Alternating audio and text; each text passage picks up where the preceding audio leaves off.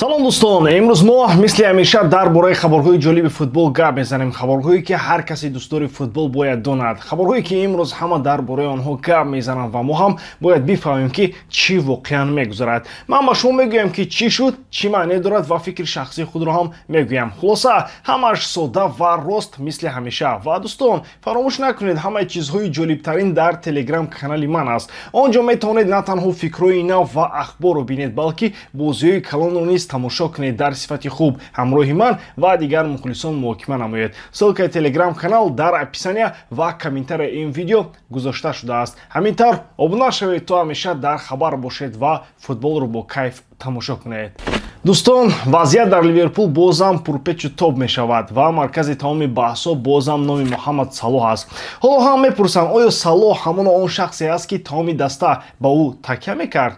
Дар тобистони имсол ӯ шартномаи нав бо Ливерпул имзо кард. Он вақт ҳамаи мухлисон шод буданд, фикр мекарданд ки Салоҳ барои чанд соли дигар бо даста мемонад ва боз як давраи хуб оғоз мешавад. Вале баъди оғози сусти мавсим саволҳои ҷиддӣ пайдо шуданд. Оё ин қарордод воқеан дуруст буд? Муҳаммад то имрӯз танҳо 3 гол задааст ва худаш низ дар формаи хуб қарор надорад. Аз тарафи дигар Ливерпул дар мавсими нав мисли пешина нест. Даста 6 бозиро аз 7 то бохт, аз ҷоми лига хориҷ шуд ва аз Арсенал 7 имтиёз қафо мондааст. Ҳамин натиҷаҳо сабаб шуданд ки ҳам ба мураббӣ Арне Слот ва ҳам ба Салоҳ танқид зиёд шавад. Дар охирин бозӣ бо Кристал Пэлас ӯ тамоман дар ҳайат набуд. Слот ҳайати асосиро иваз кард, ба ҷавонон имконият дод, вале натиҷа бисёр бад шуд. Боз як шикасти сахт 0-3 ва мухлисон дубора ноумед шуданд. Ҳоло дар атрофи Салоҳ овозҳои зиёд паҳн шуданд. Дар Миср баъзе расонаҳо навиштанд ки гӯё Ал-Аҳлӣ мехоҳад ӯро баргардонад, вале ин хабарҳоро баъдан худи намояндагони клуб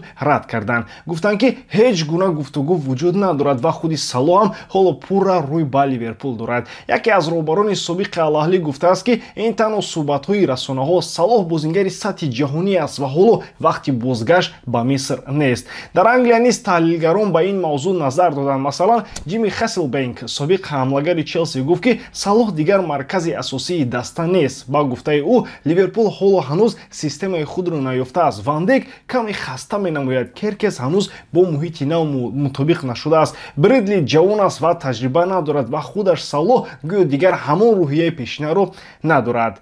Мутахассисон гуфтанд ки бозингарони нав мисли Экитеке бештар кӯшиш мекунанд ки худро нишон диҳанд. Ҳар кадом мехоҳад қаҳрамон шавад ва аз ҳамин сабаб дар байни бозингарон ҳамкории пешина гум шудааст. Пештар вақте ки Салоҳ холӣ мешуд, ҳама тӯбро ба ӯ медоданд. Ҳоло бошад ҳар кас барои худ бозӣ мекунад. Ҳамин чиз сабаби асосии мушкилоти Ливерпул шудааст. Арне Слот ҳоло кӯшиш мекунад роҳеро ёбад ки боз ҳамаи қисмҳои даста якҷо кор кунанд, вале то ҳол ин система кор намекунад. Бо ин ҳама баъзе нишонаҳои хуб низ ҳастанд. Дар бозии гузашта бо Брентфорд Салоҳ дубора гол зад. Шояд ин оғози бозгашти ӯ бошад. ҳамин гуна лаҳзаҳо нишон медиҳанд ки қудрати ӯ ҳанӯз боқӣ мондааст. Танҳо лозим аст боварӣ ва оромӣ баргардад. Аз тарафи клуб вазъ равшан аст. Ливерпул намехоҳад Салоҳро аз даст диҳад, вале аён аст ки миёни бозингари 33 сола ва мураббии нав ҳанӯз фаҳмиши комил нест. Дар пеш давраи бисёр муҳим аст бародарон. 3 бозии бузург бо Астон Вилла, Реал Мадрид ва Манчестер Сити. Маҳз ин 3 бозӣ нишон медиҳад ки Ливерпул имрӯз дар кадом сатҳ қарор дорад.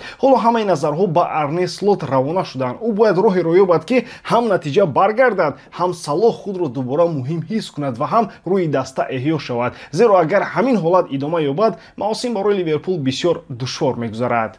Дӯстон, сарпарасти видеои мо ширкати 1x мебошад. Ин ширкат чандин сари сол мешавад ки кору фаъолият дорад ва беҳтарин шароитҳоро фароҳам меорад. Танҳо дар мо ва танҳо барои шумо мо промотор кардем бо номи AMG 0777 ки нафароне ки то ҳол регистратсия накарданд метавонанд дар аввалин пардохти худ то ҳаҷми 8000 сомонӣ бонус ба даст доранд. Ссилкаи бозӣ дар комментарияи ин видео. имкониятро аз даст надиҳед. Дар Реал Мадрид оромӣ нест ва маркази тамоми ҳодисаҳо Винисиус Жуниор. Он ҳам лаҳзаест ки як суҳбати оддӣ дар бораи дароз кардани шартнома ба як ҷанги хомӯш миёни бозингар, мураббӣ ва роҳбарияти клуб табдил ёфтааст. Ҳоло Винисиус ва Реал мехостанд шартномаи нав имзо кунанд то соли 2030. Ҳамаи чиз қариб ҳал шуда буд. Музди солона тақрибан 18 миллион евро плюс бонусо. Аммо пас аз Эл Класико вазъият якбора тағйир ёфт. Пас аз он бозӣ ки Винисиус худро ноодилона ҳис кард, музокирот дар як лаҳза қатъ шуд. Клуб мегӯяд ки ин танҳо таъхир аст, на бекоркунӣ, вале манбаъҳои наздик ба бозингар мегӯянд ки ӯ худаш хеле эҳтиёт шудааст. ҳоло ҳардуи ҷониб оромиро нигоҳ медоранд, вале дар асл байни онҳо сардӣ аён аст. сабаби асосии муносибати Винисиус бо Хаби Алонсо ҳанӯз аз моҳи июл, вақте ки Алонсо дар мусобиқаи ҷоҳонӣ ӯро дар нимфинал дар захира нишонд, муносибаташон сард шуд. аз он вақт Винисиус танҳо дар 3 аз 13 бозӣ аз аввал ба майдон баромад. дар воқеъ ё дертар иваз карда шуд ё умуман аз захира ба майдон мебаромад. калиди шикаст ҳамон классико буд. вақте ки ӯро иваз карданд, Винисиус дар ғазаб аз майдон баромад ва дар камера гуфт ҳамеша ман, ва пас аз он бо чеҳраи асабонӣ нишаст. барои Реал ин саҳна нохуш буд, зеро барои як дастаи калон чунин ҳолатҳо оддӣ нестанд. баъд аз чанд рӯз Винисиус дар шабакаҳои иҷтимоӣ навишт ки аз ҳамдастагон, мухлисон ва клуб бахшиш мепурсад, вале як чизро ҳама пай бурданд. дар суханони ӯ номи Хаби Алонсо набуд ва ин бесабаб нест бародарон. дар дохили даста мегӯянд ки Винисиус аз усули кори Алонсо норозӣ аст, аз маҳдуд шудани вақти бозӣ ва аз он ки ӯро ба фланги рост мебарорад ки барои услуби табиияш мувофиқ нест тамоман. дар худи Реал ин масъала ҷиддӣ гирифта шуд. баъзе бозингарони калидӣ мисли Дани Карвахал ва Куртуа кӯшиш карданд миёни онҳо сулҳ барқарор кунанд. барои Флорентино Перес ин масъалаи аввалин дараҷа шудааст, зеро Винисиус на танҳо як бозингари муҳим, балки чеҳраи нави даста пас аз Мбаппе аст. аз тарафи дигар мураббиам мавқеи худро дорад. Алонсо системаи нав месозад бо интизом, бо тактикаи дақиқ ва барои ӯ озодии пурра барои бозингар маънои бесару самониро дорад. Винисиус бошад баръакс аз ҳамон бозингароест ки аз ҳиссиёт бозӣ мекунад ва ҳамин ҷо ду ҷаҳон бархӯрдаанд: интизоми олмонӣ ва озодии бразилӣ. ин ҳолат ҳатто то бозорҳои Аврупо рафтааст. ба гуфтаи росонаҳо, ПСЖ ҳоло вазъро бо диққат назорат мекунад. агар Реал натавонад бо Винисиус созиш кунад, парижиҳо омодаанд барои ӯ пешниҳоди калон диҳанд. гуфта мешавад ки худи Винисиус низ ба услуби Луис Энрике таваҷҷӯҳ дорад. футбол бо фишори баланд, тез ва озод ки ба ӯ мувофиқтар аст. аммо дар Мадрид мегӯянд ки ӯ фурӯхта намешавад. бо вуҷуди ин, ҳар қадар ки ин нофаҳмӣ тӯл кашад, хавф зиёдтар мешавад, зеро шартномаи Винисиус то соли 2027 аст ва агар то тобистон музокирот дубора оғоз нашавад, бозингар худаш метавонад вазъиятро идора кунад. Флорентино Перес ҳоло ҳимоятгари асосии Алонсо аст, вале ҳамзамон медонад ки аз даст додани Винисиус ин метавонад хатари калон барои клуб бошад. дар охир ӯ на танҳо голзан ва ситора аст, ӯ рамзи насли нави ва рӯҳи Реалӣ пас аз Мбаппе мебошад.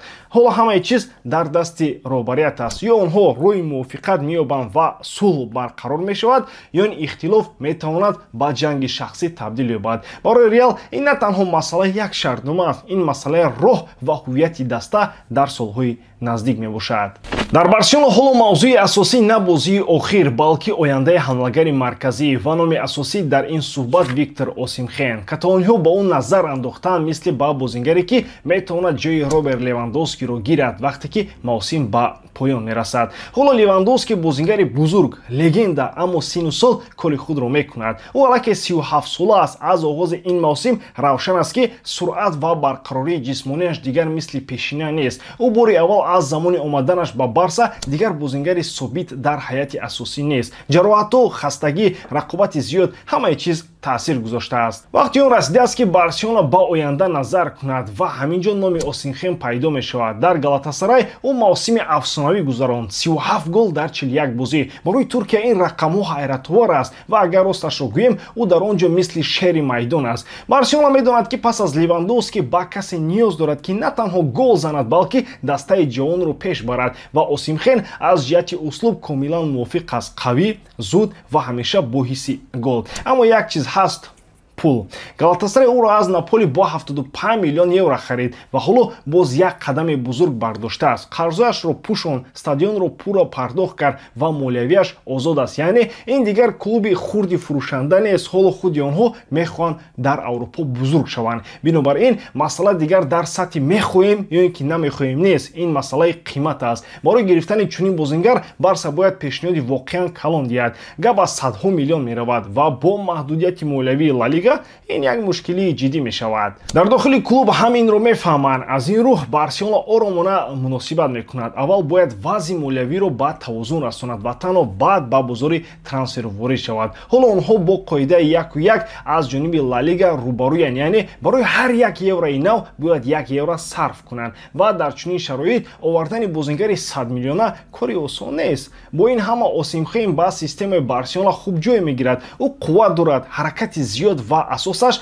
ҳамлаи 1-1-аш хеле самарабахш аст. Барои Ханси Флики мехоҳад ба даста суръат ва фишорро баргардонад. Ин форвард метавонад бозингари калидӣ шавад. Аммо ҳоло шояд вақти нодуруст. Бозингар дар Туркия худашро хеле бароҳат ҳис мекунад. ӯ дар Галатасарай ҳамаи чизро дорад: мухлисон, голҳо, эҳтиром. ва агар клуби турк худаш дар роҳи рушди бузург қарор дошта бошад, чаро бояд ӯ аз он ҷо равад? Дар айни ҳол агенти Левандовски Пини Захавиам гуфт ки ҳоло ҳеҷ тасмим гирифта нашудааст. Роберт шартнома дорад то соли 2026 ва то ҳол ҳатто худи ӯ ҳам намедонад ки оё мавсими оянда дар Барса мемонад ё ин ки на. Аммо маълум аст ки клуб ба эҳтимоли зиёд омодагӣ мегирад барои давраи баъд аз Левандовски. Ҳамин сабаб аст ки номҳои дигар низ дар рӯйхати Барселона ҳастанд: Харри Кейн, Душан Влахович, Холланд, Гираси, Хулиан Алварес ва Осимхен интихоби асосист. Гуфтан осон аст, мехоҳем Осимхенро бихарем, вале фурсат ва имконият ду чизанд. Барои Барселона ки ҳоло бояд